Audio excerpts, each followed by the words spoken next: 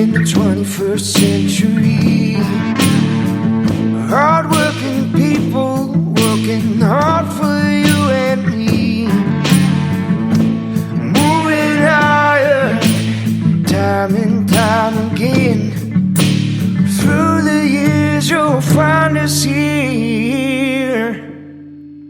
Moving higher. Hello and welcome to Moving Iron Podcast number 180. This week my guest is Aaron Fennell. He's back again for some more punishment here, but this edition of the Moving Iron Podcast is brought to you by Dawson Tire & Wheel, your premier ag tire and wheel provider in North America, helping people grow.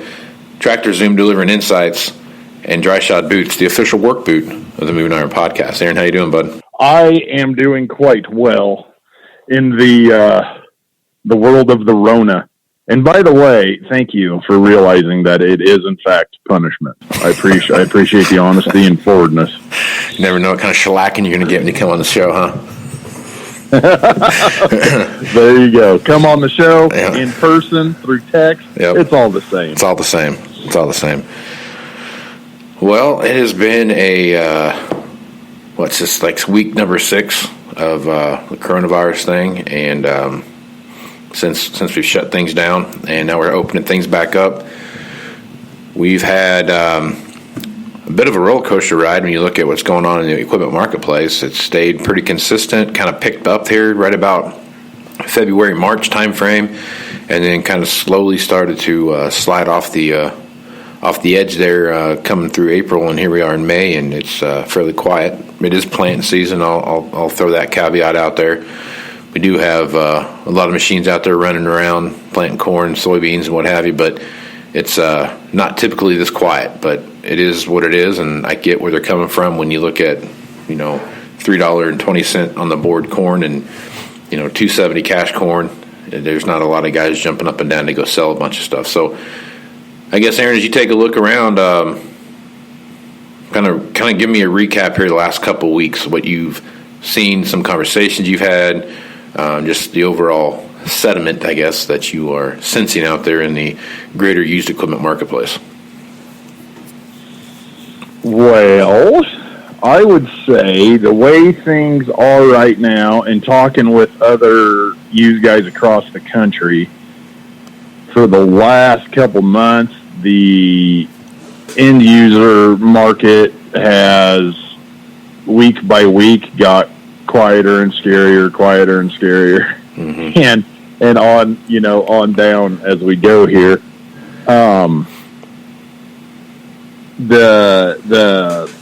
Which is odd. I shouldn't say odd. Which has, so many of us do both sides. Right. The selling to end users, or I should say 3 sides: some export business, selling to end users, and then, dealer to dealer, wholesaler, that kind of thing. And everybody has said the same thing that I'm experiencing to a T. The dealer to dealer world has been good for both of us. I know I've done a bunch of dealer trading in the last month, which is good because there hasn't been a whole lot of end user stuff. And the dealer to dealer trading has worked wonderfully on both sides. The stuff I've gotten in is gone. The stuff I traded them is gone. It's funny because they had it on the internet. We had it on the internet. It's not like we did a trade and the numbers magically dropped 15,000 per piece. We just thought, well, maybe we can use that. That's how them dealer trades work. It just is.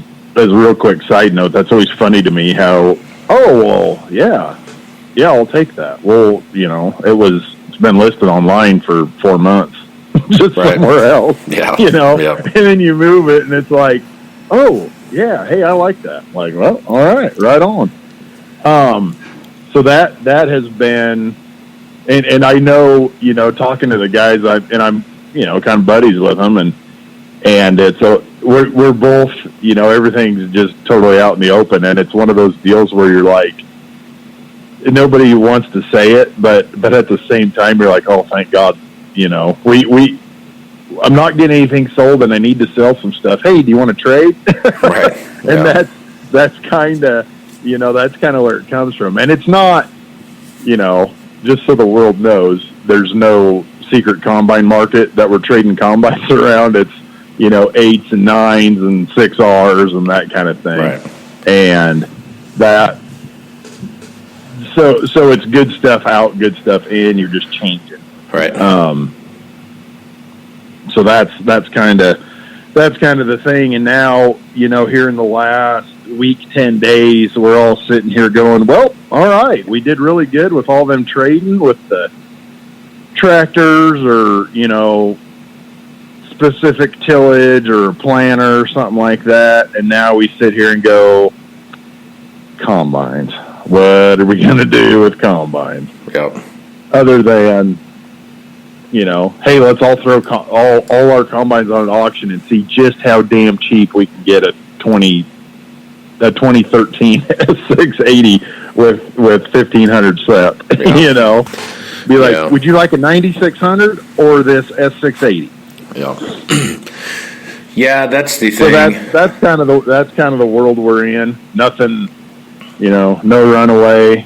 And I'm not a guy that gets nervous, but I was talking to a couple, dealer used equipment guys yesterday, and we're both kind of beating around the bush like, oh, it's kind of slow. And I just finally said, you know what? I don't get scared, but I'm not scared, but I'm to the point where I'm starting to worry.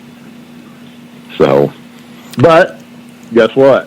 I think when things open up, we might, who knows? Maybe we'll see some changes.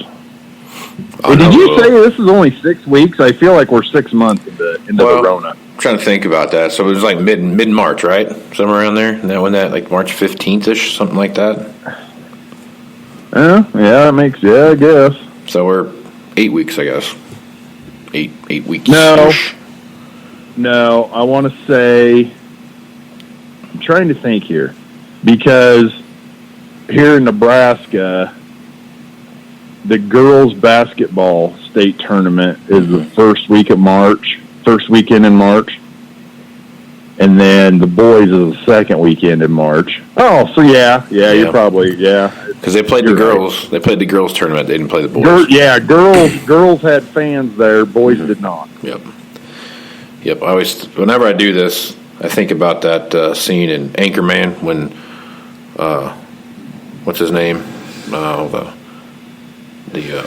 of the field reporters. Yeah, no,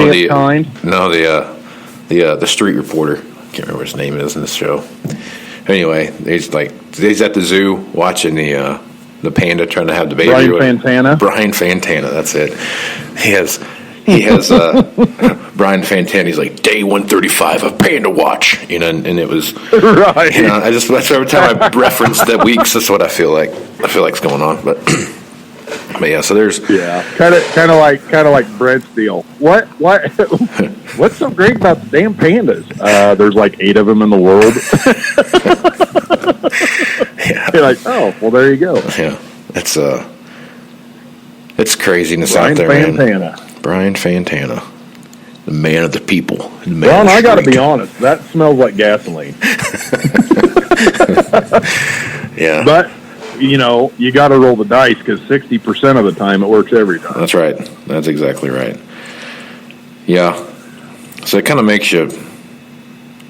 The combine thing is my biggest fear right now that I worry about the most. And you brought that up. And as you sit back and look at combines... I know, and I apologize. The world gets so tired of hearing that C word. Well, sometimes the truth hurts, But it's one of those, right. It's one of those things where the thing about combines is that it's not so much, it's what it is. It's what combine you're talking about. It's not combines in general. It's combines that you're talking about. So what class of combine are you talking about? And if we have talked about any one thing on here more than anything else, it's 2012 through 2014 model combines, right? And there is, but you look at like a 2017, 2018, 2019 combine, and we got demand for those. We got people looking at them. Are we moving them? Are we moving them fast like they flying off the shelf? Absolutely not. Are we having to bend and mold to make things work and do, jump through the hoops? Of course you are. But there's activity on those. I'm not saying there's not activity on a 2012 or 13, but they're a straight up commodity, right? Today this S680 is worth boom, or this whatever combine, is worth this, and that's it. There's no one's arguing that. Nobody's disputing that. Nobody is trying to say you're taking advantage of this or the other thing. Everybody knows, right? So it's just, are you willing to let yours go for that amount today? And that's where we're at. And I think there's a Go ahead. No, I was going to go ahead. I was just going to say, I just think, are we at that point now where everybody has took the medicine and realized what the market is, and is not going to try to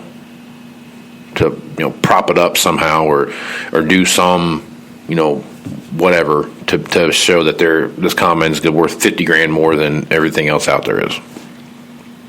Right. You had said off air you're having Colonel Van on later, correct? Right. Okay. I had heard we're going to start a rumor that cat scales, that you hear on XM radio and shit, they're like at all the big truck stops so you can check your weight and all that. Yeah. They are partnering with Sullivan Auctioneers starting next week to have a scale at every auction that has more than one combine. Yeah. So they can sell them by the pound. So they can expedite the sale of it. Yeah. And that's kind of what it feels like things have come to more than anything when it comes to there for a while, like, it felt like that's the, early 2000s model tractors. There were some people looking for that stuff, but the biggest hindrance of all that stuff, whether it's anything from 2010 to 2014, right? We'll just cut the line off right there. Right. Everything is getting traded in at the same time, and it all has about the same amount of hours on it. That's the problem. It's not right. If it went through a normal cycle, every couple of years or something like that, of trading it in, or every 3 years, or some normal cycle, and not, we were buying stuff brand new every year, and now we're not buying anything, and we're going to keep running the same combine for the next 5 or 6 years, and then we're going to trade it in. Well, everybody had the same idea, Yep. And that's the problem with the marketplace. And it's not anyone's fault. It's, corn goes from $6 to $3. It's just, it's economics. And how's it all work? And what's the cost per bushel and those kind of things? And how's that all play out? And what's the relative value of whatever it is you're trading in? It's just like anything else is. If there's a whole bunch of something and there's not a lot of people to buy it, then the price goes down. That's just the simple facts of it. Right. But the best thing that we have going for us in the farm equipment world, as I'm, yesterday was a really busy day, guys calling. As I was just bitching about it being quiet, yesterday was normal. The best thing that we have going for us in the farm equipment business, and it doesn't matter if it's bright green, dark green, both shades of red, orange, blue, it doesn't matter. Yellow, chartreuse, whatever it is, it's going chartreuse, microbus. It's going to wear out. It's Absolutely. going to be a point where you want as the wonderful Casey Seymour, you should get a tagline just like "Let's go move some iron." You should tagline that, not because they want to, but because they have to. There's always going to be that. The guys that are still hanging on with a 70 series. I know a lot of guys across the country last year finally, it come to a point where, I got 2,500 SEP on this thing, And yeah, I love the 70 series, and yeah, it was the best combine ever built, and all of that kind of stuff. But it becomes, like you were saying, economics. It becomes a dollars for investment. Like, do I really want to pour 10 or 15 into this thing this winter, or should I trade? Even though the 70s have fallen out of bed, everything that threshes grain has fallen out of bed, all colors. But should I trade this thing? It's been paid off forever. Trade it in, get me into an S, even though I don't want to. I have to, because there comes a point where you just got to do it. And then there you go. So I know there's been a lot of those finally happen here in the last 18 months or so. Yeah. And more coming. I've had a lot of guys that damn near have a 70 series tattoo that are like, it's time. We got to do it. I know guys that farm a boatload of acres that, we had a 70 series when that was the combine.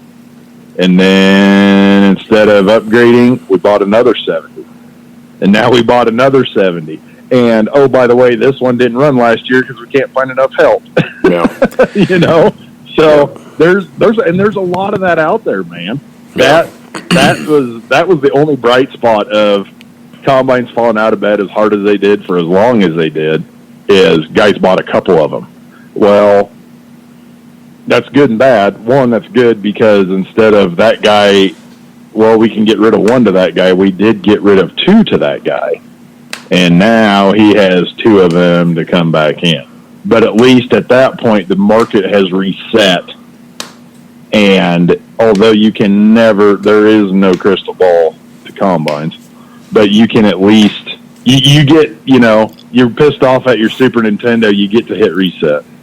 That's the beauty of that part, Well, the thing about that, not because you want to, because you have to thing is, it's the caveat to that whole thing is, when does it make sense for you to do that, right? Right. It's not necessarily because you got to spend $10 or $15 or $20,000 on a combine. I mean, I think that's a valet fee most places. I mean, it's just one of those things that combines are an expensive thing to maintain. Anything that comes in contact with crop is an expensive thing to maintain, right? Whether it's a chopper or a combine or whatever it is. Guys always talking about thinner steel and this and that. Mm-hmm. And I know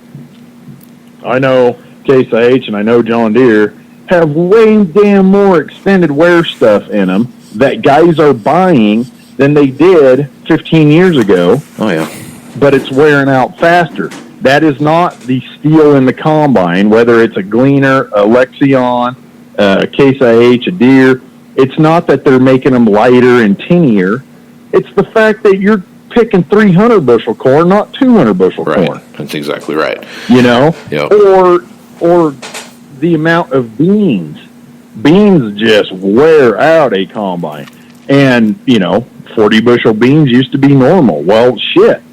As you look on Ag Twitter, everybody and their dog has their picture in the field holding their, poster or whatever with the Pioneer rep, the DeKalb rep, whatever, of some huge-ass soybean yield. Right. I know through the last couple of years, man, hitting 8 high 70s or 80 on beans is not batshit crazy like it used to be. It's getting to be fairly common. Well, that is a double of what beans used to be not terrible long ago. Right. That, corn is a third jump again. And 300 is back there in your rearview mirror. Guys are, 350. Mm-hmm. And it's not that they're, it's the genetics in the seed. It's not that they're doing a Francis Childs, well, let's see if we can hit 600 bushel, or David Hula, or any of them guys. It's just, they're not spoon feeding it and babysitting it. It's the genetics. It's the planter. It's the, maybe it's because of strip till. Maybe it's, there's so many factors in it. It's just happening. And bushels wear out a combine. It's bushels. Yeah. And that's why there's not a hell of a lot of difference between a S or a Bullet Rotor 60 series, right? I mean, there is, but your wear items are your wear items. It's not like, well, this has belted conveyors in it instead of augers. Nope, they all got a clean grain cross auger in the bottom, clean grain elevator, bubble up auger. All that shit is the same in all them combines. And it wears out just because there's so damn many bushels. Right. And that's where that statement comes into play. Not because you want to, because you have to. At a certain point in time, your operation will no longer support the machine that you currently have. And right. I can already hear guys saying, oh, bullshit, I'll run this thing till the wheels fall off. You do it every year. You run it till the wheels fall off every year. And that's where we're at. You know what I mean? Right. So it's one of those things where capacity and just like what you said, guys are 20 years ago. And it's not like an S780 is going to have 3 times the shop bill of a Bullet Rotor 9860. Exactly. Right. That's exactly right.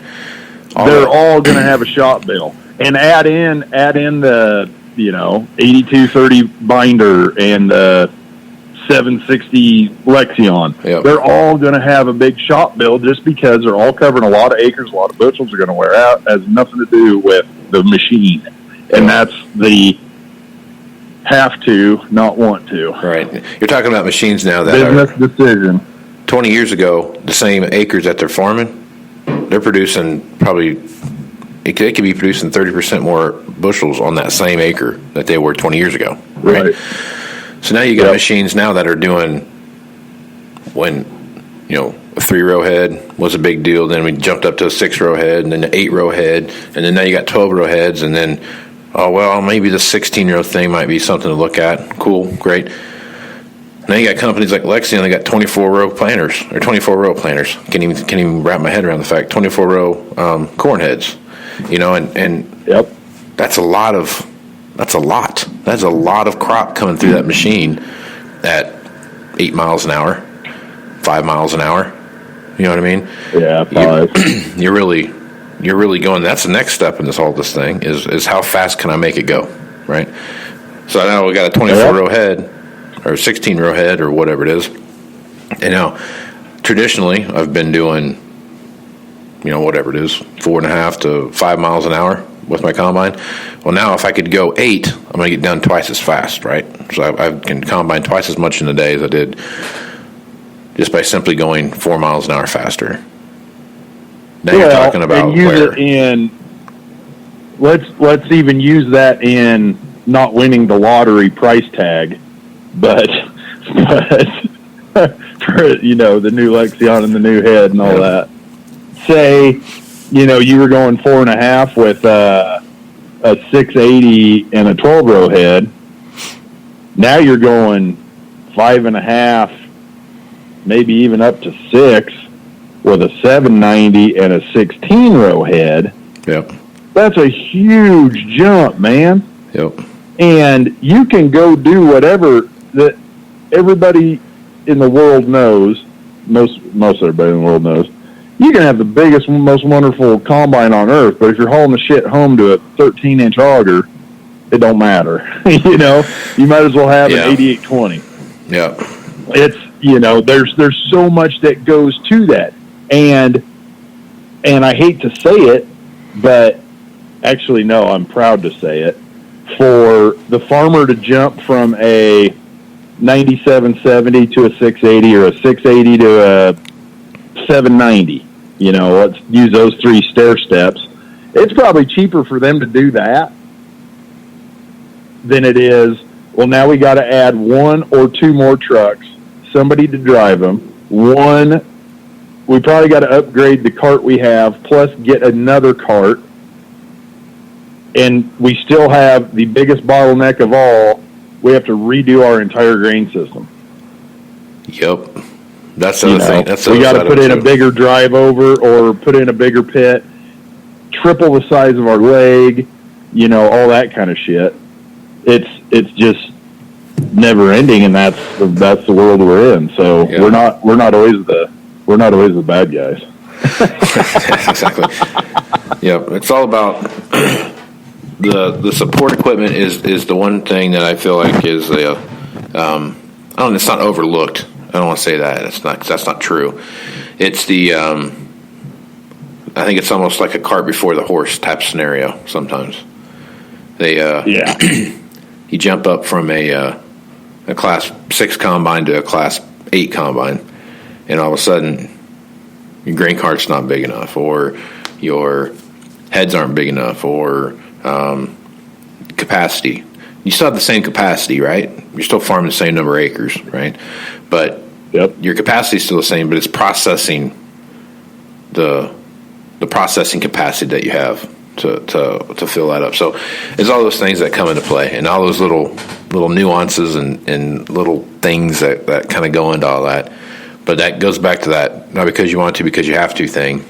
It's sooner or later, if you stay the same and you've been operating the same way forever and you still have the same number of acres that you farm, there's really no sense of getting bigger, right? Getting bigger equipment. Just get done faster, right? That's the only advantage. If you're growing in size, right?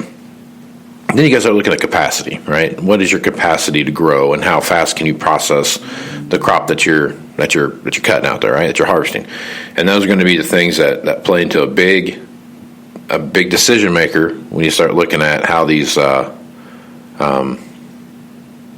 move forward. And then that's because you want to, because you have to thing is because now my 9770, as much as I love it, as much as I think it's the best combine ever created, it's going to hold me back. It's not going to keep me going, right? Just repair costs or whatever it is that go into play and all that stuff. I don't have the capacity to move up to do all the things I need to do. So now I need to upgrade to a whatever combine, right? A bigger, newer combine. And now you're starting to talk about technology, and you're not talking efficiencies and those kind of things, not necessarily newer augers. You know what I mean? You're talking about the technology that comes with the machine and how that's going to make me more efficient now to do, more acres with the same amount of people, right? And how am I going to process all that stuff? That's when you start having the technology talk, and that's where we're at now. Right. Yep. Well, to put it in terms, in the fall of 98, I helped a farmer back home, and they're pretty damn good size, don't get me wrong. But they had a 9610, an 8-row corn head, 3 700 bushel carts, two, and then, there was a 600 on the end just in case, but used 2 700 bushel carts, 3 semis. And they have 2 home bases, both have a leg, but not a real high capacity leg at that point. And the combine never stopped, ever. Yeah. I was the grain cart guy, and what we would do, you dump once, combine dumps once, combine dumps twice, haul last to the end, leave it set, jump in the other one, go catch the combine. You just do that all day. Trucker gets there, hops in, fills himself up, parks it. It was just click like that all day long. And that was, God, what is that, man? 22 years ago? Yeah. So you take today's general farming technology and, the seed, the nutrients, all of that stuff, and what that stuff costs in 98 versus what you're looking at today, and just like what you were saying, that's the whole point of that story, is to kind of reiterate what you're saying, is it just, the whole support side of it is enormous. Yeah. Yep. You can have the most wonderful technology and all that in, like an S700, wonderful, fantastic machines, and it's everything after that. How many times do you see as you drive through the country, oh, there's a combine piled. You can't fit one more kernel in the bin. The flashers are going off, and he's sitting.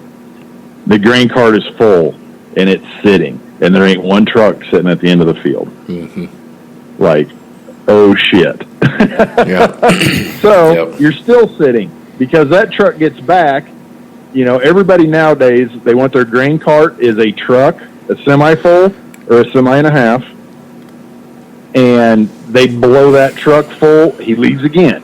Mm-hmm. And now the combine's still full, so you go empty him, he takes off, he gets full, dumps again, put 3 dumps on that cart, and there you go, you're sitting again. Mm-hmm. So that's what it's all about.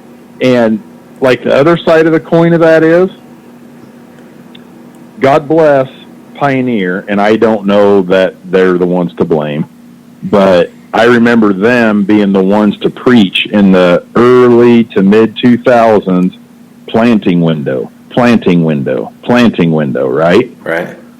That is the single greatest thing that ever got everybody in the world to buy a 24-row planter, whether they're 1,500 acres or 5,000, 10,000. They just get more of them. On Ag Twitter in the last couple weeks, guys went from, well, we're starting, well, we're done. Like, holy shit, man. Yeah. It wasn't terrible long ago that it was planting season. It's not planting season anymore. It's planting couple weeks. Right. Yeah. and that's everything. It's the beans, it's the corn, it's everything. Not, well, we got done planting corn this week. Yep. Took us 10 days. Oh, great. Don't have much corn this year, huh? No, that was several thousand acres. It's just like, holy shit. And not only is that size of planter, but there's just so much to it. The planters, technology, the planter's always changing itself. You can plant a lot of hours in a day given the speed of the planters. How comfortable the tractor is to drive, it steers itself. You got iTech or whatever the hell they call it now plugged in. You don't turn it around and lift it up and drop a marker and all that. You sit there and manage it. It is literally like a Wall Street office. Yeah. You sit there, you watch your screens, you manage it. All the hard work is done way before that. The brain work, Yeah. I want this hybrid on this field, and we can go this fast. We're going to apply this product and this product and this product and all that stuff. And it's just, if you really sit down and think about it, it blows your damn mind. And then, boom, 10 days, done. Yeah. Like, holy shit, man. Yep. Well, that's a whole other side of that, too, is just the support side of that. So you got a 24-row planter that can go out and plant 100 and however many acres an hour and getting after it, but you're only as efficient as your support equipment is. And that's the tie-in there. But there's technology in planters is the fastest growing technology thing out there. If you look at it, Yep. There for a long time it was all about the RTK systems and those kind of things, but the agronomy side of precision ag is really, really, really, really, really growing faster than anything else is. Not only can your planter can you plant based on soil type, and you have a planting subscription or prescription that you put in there. You also have we're not that far away from having multiple hybrids on the same machine that we need to this certain soil type on this ridge, on this little ridge of the contour of the field. We're going to plant this specific hybrid in this little 10 by 10 area, and that's what we're going to plant there. And then we're going to switch it back over that. And that's honestly already there. Yeah, it is. But as far as mainstream, large scale type stuff, right, yeah, yep. We're probably a year or two away from that being mainstream. So we're probably not a year or two away from, say, you got an EC map, the electric conductivity soil map. Yeah. As being another layer map, and that is what runs your row cleaners up and down. Yeah.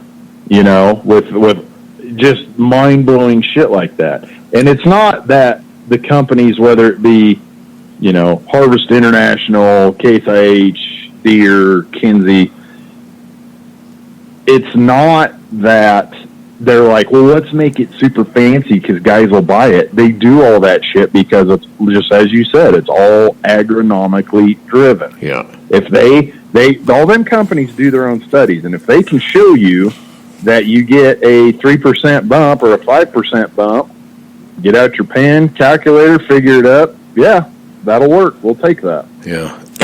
Technology on farm equipment's not like a crumb shop at that. What's that big truck stop there on I-80 in Iowa or wherever that's at? It's got the world's largest crumb Iowa shop. 80. Yeah. Yep. It's not like that. It's not for flash. You're spending a lot of money. Some just call it heaven. Look at all these chicken lights and all this chrome. This is badass. It's one of those things you have to justify all that, man. You know what I mean? Like you really need to have a reason to get all that stuff. And it's, again, that goes back to my not because you want to, because you have to thing. You don't have to get the technology and go out there and plant your 20,000 acres of corn with whatever. You can do that with a 6-row 7,200 planter, right? Nothing's stopping you from doing that. Yeah. Do you want to get it done by August? Is the question. You know what I mean? That's what you need to be doing. And so all that stuff that you're doing, planting window is huge, right? We saw last year what happened with the planting windows. When you're looking at the different stuff, and that technology allows you to hit those planting windows just when you have to make it work. And that's where we're at, man. And I know not everybody wants to hear that, but that's the world that we live in, and that's the a little bit of that technology kind of mindset goes a long ways into creating the ultimate inefficiencies when you're out there working, especially if you're trying to these guys that plant around the clock now. I mean, not that wasn't something you could do 20 or 30 years ago, but it was not something that you wanted to do. Now it's kind of just part of it, right? No one really thinks too much about it. Right. And so they just get it done. And, we're talking to guy the other day that had 3 days in a row where he planted 450 acres of corn 3 days in a row. That's a lot of corn. No shit, man.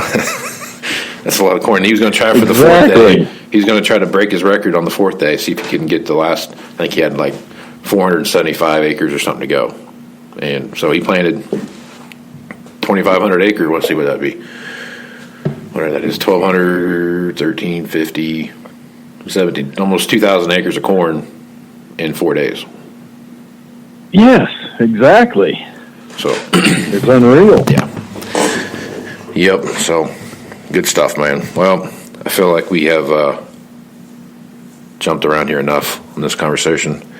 Started out talking about... That's what happens with me. Started out talking about... Very hard to stay on task. What's going on in the market to planter technology and support equipment. So, well-rounded discussion today, Aaron. Good job, buddy. Well, I do what I can. It's, I got the squirrel syndrome. Because we went from combines to God knows what in the blink of an eye. So there will be no test on this, listeners, so you don't have to take notes and try to follow along very closely. Yeah, we'd fail our own test anyway, so it doesn't matter. So, yeah, there you go. All right, buddy. Folks want to reach out to you and get some of those super sweet deals that you got listed on Twitter. What's the best way to do that? Well, just look me up on Twitter. It's at Aaron Pintel, or call me, text me, whatever, 308-760-1193. Right on. And I'm Casey Seymour with Moving Iron Podcast. Check me out on Facebook, Twitter, and Instagram for all the latest podcast posts. Also, dropped a blog last week. Hopefully this weekend I'll have it done. My third edition of the different pillars of a ag equipment business sales department. Have that next one drop here hopefully this weekend, if not first part next week. And so check that out. Also check out movingironllc.com for all the latest news. And if you are interested in coming to the Moving Iron Summit, Nashville, Tennessee, and check that out. It's always a good time. Aaron always has a hell of a good time when he goes to that. So make sure you check that out. Give me an email at movingtironpodcast at movingtironpodcast.com and I'll send you all the information about that. Also, check out Global Ag Network and all the great podcasters out there.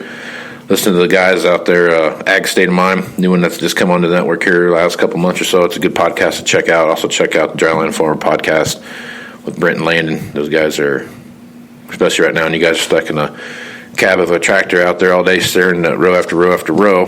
It's going to be a good time for you to get a little laugh from Dryland Farmer podcast. So until the next time, I am Casey Seymour with Aaron Finnell. Let's go lose some iron, folks. Out. Moving higher in the 21st century. Hard-working people working hard for you and me. Moving higher, time and time again. Through the years you'll find us here.